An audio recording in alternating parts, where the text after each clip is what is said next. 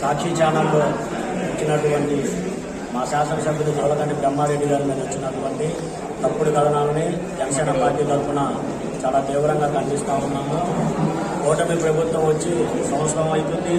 మార్చల నియోజకవర్గంలో ఎక్కడా కూడా అరాచకాలు లేవు, దాడులు లేవు, విధ్వంసాలు లేవు. ఒక స్వేచ్ఛాయుత వాతావరణంలో నియోజకవర్గ ప్రజలు బ్రతుకుతా ఉన్నారు.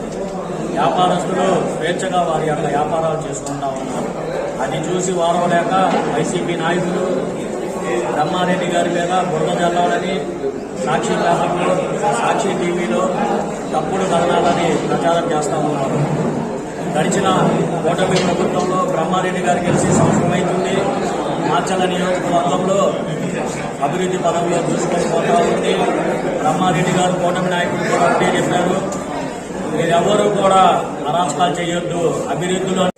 అదేవిధంగా బ్రహ్మారెడ్డి గారికి వస్తున్న ఆదరణ చూసి వైసీపీ నాయకులు ఓరవలేక పల్లెటూళ్లలో, ప్రశాంతమైన పల్లెటూళ్లలో విధ్వంసాలు సృష్టించి హత్యలు చేసి భయభ్రాంతం చేయాలని చూస్తున్నారు. మిమ్మల్ని ప్రజలు నమ్మే పరిస్థితుల్లో లేరు. ప్రజలు చీకొడితే మీరు ఈ రోజున నియోజకవర్గం వదిలి బయటికి వెళ్లారని కూడా ఈ సందర్భంగా తెలియజేస్తున్నాం. ఒక్కసారి సాక్షిలో కనుక తప్పుడు రాతలు రాస్తే ఊరుకునే ప్రసక్తే లేదని ఈ సందర్భంగా తెలియజేస్తూ